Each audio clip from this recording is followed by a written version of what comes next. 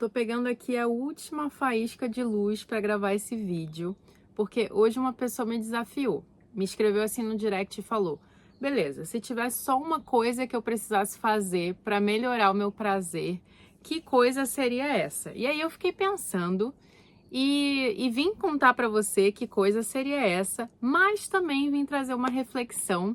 E eu vou chamar esse tipo de vídeo brisa, porque para mim só faz sentido parar para gravar para o YouTube se eu puder brisar um pouco com você, se a gente puder, tipo, tomar um café aqui virtual e eu puder falar um pouquinho sobre o que eu penso sobre esse assunto. Então, as aulas assim mais estruturadas, elas estão dentro dos cursos pagos, as ferramentas e etc. Mas essa brisa aqui é de graça. E eu vou te contar o que é que eu acho que a pessoa tem que fazer para ter mais prazer, só um hábito, só uma parte do corpo que precisa para isso. E sem dúvida, se essa pessoa faz isso, não tem como o prazer não aumentar. Seja homem, seja mulher. Mas nesse caso eu tô falando aqui mais para as mulheres. Então, para começar essa brisa, tudo começou quando eu comecei a perguntar para as pessoas do meu Instagram o que elas faziam quando elas queriam ativar o desejo. Ou seja, ela tem um parceiro ali fixo, ela quer fazer sexo com esse parceiro, o que ela fazia para ativar esse desejo? E para as pessoas solteiras também, o que você faz quando você tá afim de ativar o teu desejo?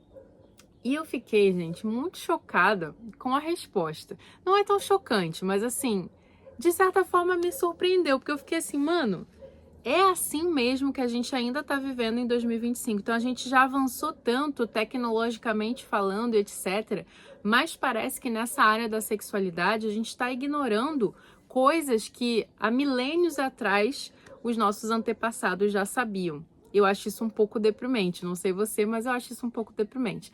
Mas a boa notícia é que essa informação está sim disponível. Só que o que é tão difícil de aplicar essa informação? Por quê? A maioria das pessoas faz a mesma coisa. E como nós somos seres de comportamento, a gente tende a imitar o que está todo mundo fazendo. Porque a gente pensa, não é possível que está todo mundo fazendo uma coisa que é burra, que não faz bem, e eu que vou fazer diferente, né?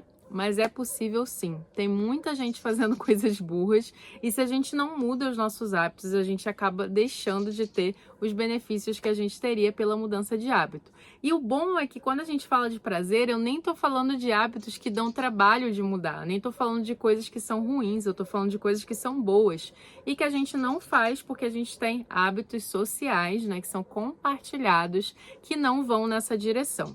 Então, o que as pessoas que responderam essa minha pesquisa informal me disseram? A maioria delas vão beber um copo, ou seja, tomar uma taça de vinho, tomar uma cerveja, sair para um bar, né, para um jantar. E isso, gente, pode ajudar no sentido da conexão social, ajudar a descontrair, por exemplo. Mas isso não ajuda na parte do prazer, pelo contrário. Se você encher o seu rabo de comida, pelo contrário, você só vai ter menos prazer, porque seu corpo vai estar ali focado na digestão. Eu acho que isso é uma coisa óbvia, mas a maioria das pessoas não fala sobre isso. E se você beber, na verdade você vai estar anestesiando o seu sistema ao invés de estimular o seu sistema. Então o álcool ele pode parecer um estimulante, mas na verdade ele não é. Ele ajuda na parte de ser um lubrificante social, porque como ele vai intoxicando o seu sistema, você vai perdendo a capacidade de filtrar certas informações. E assim você consegue se soltar um pouco mais. Não adianta se você já não tiver desejo pela pessoa, né? O mais provável é que as pessoas briguem e é isso que acontece com muitos casais, infelizmente. Eu tô rindo, mas é um assunto sério, né? O casal começa a beber, começa a brigar e a briga acaba atingindo proporções homéricas. Então, essa estratégia de beber um copo, de encher o bucho de comida num restaurante, não são estratégias que vão facilitar você atingir o prazer de verdade na relação sexual. Então, a maior parte das pessoas que estão tendo date como solteiras ou que estão tendo date dentro de um relacionamento, elas estão fazendo coisas que, na verdade, está prejudicando o prazer delas. Ai, Carolina, então não é para eu sair para jantar com meu marido, não é para eu tomar um copo de vinho. Olha, o assunto não é tão simples assim de resolver, né? Eu não sou uma pessoa xiita, que sou contra o álcool, qualquer coisa assim. Eu gosto de beber um copo de vinho de vez em quando, já passei tempos sem beber álcool nenhum. Eu bebo um copo de vinho muito raramente, Mas eu não bebo um copo de vinho se eu estiver pensando em fazer sexo. Porque são coisas assim que não são muito compatíveis. Não para o tipo de prazer que eu tô habituada a explorar. Eu sei que o vinho ele vai anestesiar o meu sistema. Quem é homem já deve ter percebido que você demora muito mais, por exemplo, para ejacular quando você bebeu vinho. E as mulheres também demoram mais para ter um orgasmo. Por quê? Porque o seu corpo está anestesiado. Então perceba que, na verdade, não é tão difícil ter prazer, na minha opinião. É claro que eu sou suspeita porque eu trabalho com isso. Mas a verdade é que os nossos hábitos, eles não favorecem o prazer. Pelo contrário, os nossos hábitos, eles acabam por ser inibidores do prazer e inibidores do próprio desejo. Então, beleza, eu falei que eu ia trazer aqui qual seria o único hábito para implementar no caso de você realmente querer, assim, ter uma vida diferente, fazer diferente e poder ter prazer com seu companheiro, com a sua companheira, seja lá com quem você estiver saindo.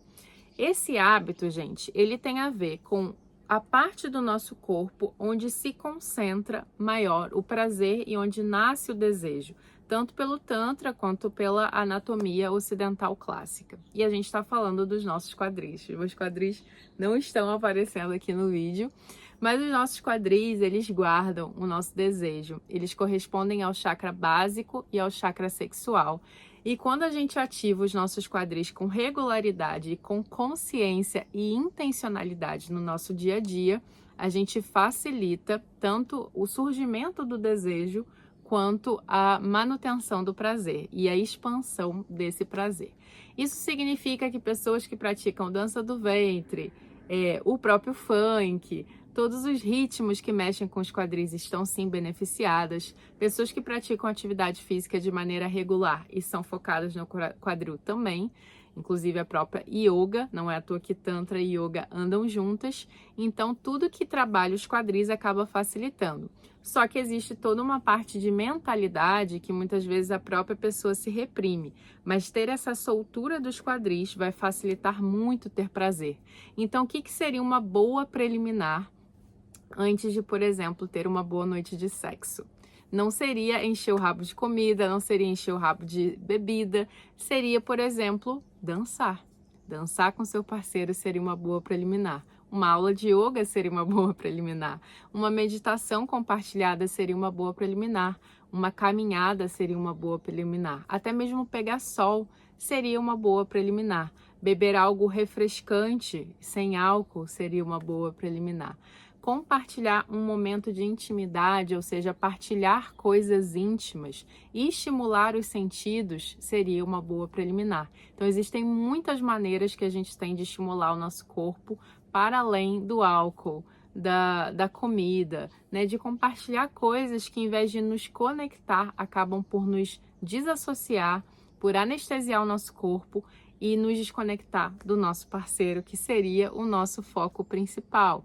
E acaba que tudo isso, comer muito, beber muito, fazer sexo meio embriagado, meio cheio, meio com sono, acabam sendo formas de nos anestesiar do nosso cotidiano, nos compensar e ter uma dopamina barata, que pode até servir ali no momento, mas que não vai servir para te conectar de verdade nem com o outro, nem com você, e não vai te trazer aquele prazer que vai mudar a sua vida, que é literalmente aquilo que eu acredito, que eu vivo na minha vida e que eu vejo muita gente vivendo também. Mas é o normal? É o que está todo mundo vivendo? Não é. Então é por isso que eu estou dizendo que a gente tem que ter coragem para fazer diferente. É isso que eu acredito. Eu acredito na revolução do prazer, onde o prazer é realmente o nosso motor de libertação, é aquele capaz de trazer poder para a nossa vida, prosperidade, autoestima, e é capaz de fazer a gente realizar os nossos sonhos. Então, quero que você me conte aqui nos comentários de uma noite que você ativou muitos quadris e que deu muito bom. Eu quero que você me conte se você ativar os seus quadris antes do próximo date aí, com seu companheiro ou com a outra pessoa que você vai sair. Me conta, porque eu quero saber o que você fez. Se você ainda não está comigo no meu grupo novo de WhatsApp chamado Sussurros do Prazer, porque eu gosto de mandar áudio assim no cotidiano, eu sou uma pessoa do áudio.